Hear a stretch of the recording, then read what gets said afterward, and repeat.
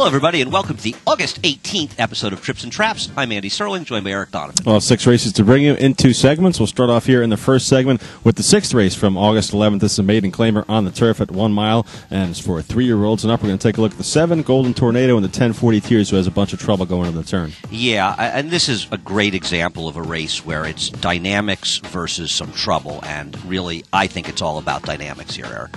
Well, we'll take a look and see where the horses are right now. Toward the outside, there's 40 Tears. Inside on the blue cap is the 7 Golden Tornado. They'll make the run to the first turn here. 40 Tears is going to be hung out wide, about 5 or 6 path going into the first turn. Yeah, I mean, and clearly runs well, as you'll see, gets pushed out a little bit there. But I think a lot of times when you watch races and you say to your first inclination is to see horses that have trouble and say, that was at a tough trip. And you know, maybe they did. But I think you really need to ask yourself is, if a horse had so much trouble and still ran very well, why did that really happen? Because most horses can't overcome huge trouble. Oh, well, that's a good point. And, the 10 horse in here, 40 Tears, loses a lot of ground on the first turn, also goes wide in the second turn. The 7 Golden Tornado, hasn't had much trouble yet. When I watched the race the first time, I thought that this horse had a lot of trouble.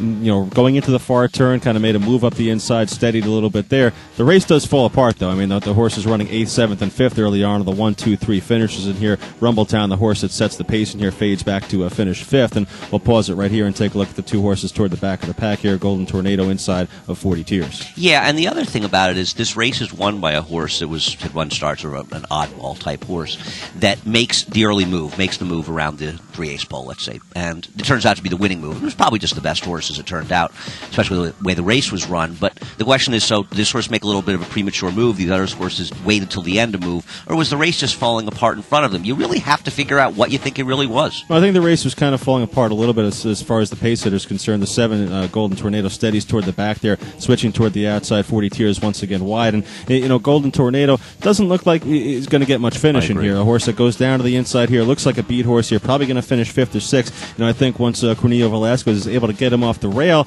he makes a move in here, splits horses. Visually, it's an impressive finish for a horse that looked very beat at the mid-stretch marker there. Comes on, finishes second here. All in all, a decent effort from Golden Tornado, but I think you're right. You have to take a look at the race in general and say what went on in this race here. Look, I'm not going to say Golden Tornado is a toss or a must-use next time out, but you just have to kind of keep in mind what happened throughout the race more so than the trouble. Yeah, I mean, we had a maiden race earlier this week or last week where dynamics was more important than horses that had perceived trips, and I think this is a similar situation. Who do you want on this race? I don't know. I do think 40 Tears ran better than would have been expected here and had that wide trip, but also had that clean outside run while you had Golden Tornado going to the inside. It's really up to you. I just think it's an interesting situation because what you really had here was a total collapse at the end. The horse who didn't do any running was 101, the one closer who never lifted a hoof. So I guess you don't want him. I definitely don't want him unless he really needed the race. The second race we'll take a look at here is the 9th race from Thursday, and this is a maiden claiming $75,000 for 2-year-olds. We're going to look at the 2 Knock Rock here, a horse that gets out to the pace here,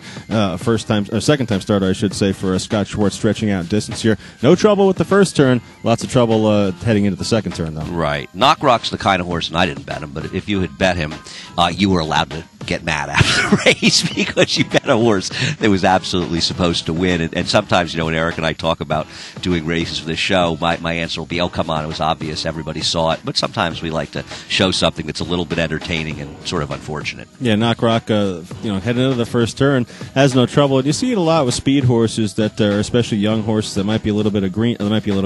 They can't handle the turns, but what surprised me was that he handled the first turn so well. It was the second turn when he should be going at a little bit of a slower clip than he did into the first turn that he has trouble with here. He'll start to get out beneath jockey Rajiv Mirage. I was trying to see, maybe if there was some kind of equipment trouble, if the saddle slipped a little bit. I just couldn't tell. It didn't seem like anything really went awry here. The horse just drifts out and, seems to be seems like a candidate to be eased basically at the top of the stretch here, but miraculously is able to make a rally and finish third. You see Rajiv having a very tough time controlling. Knock Rock will disappear for a little while. He's actually on the outside rail. The funniest thing about it, and funny, not as in ha-ha funny, but the winner was very lucky here, Knockrock was the only horse in this race that actually had a start. It was 6 first-time starters and Knockrock, and the only horse with a start actually was the one who acted so badly. And Knockrock, listen, the whole world is going to bet Knockrock next time, and the truth is, in a similar field, if he behaves himself, he's going to win. He's okay. You know, it's funny.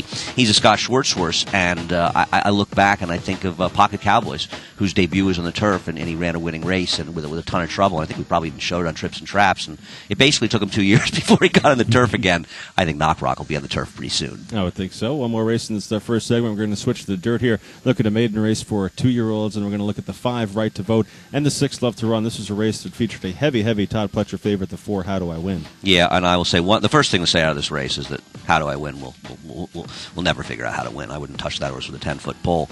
The horse that runs very well here is Right to Vote, because Right to Vote's the horse that drills the heavy favorite How Do I Win into the ground and still just gets beaten in here. The winner, Clip the Coupons, gets a perfect trip. Love to Run is not a horse that broke slowly. He's a case of a horse that just was a little bit sluggish after the start.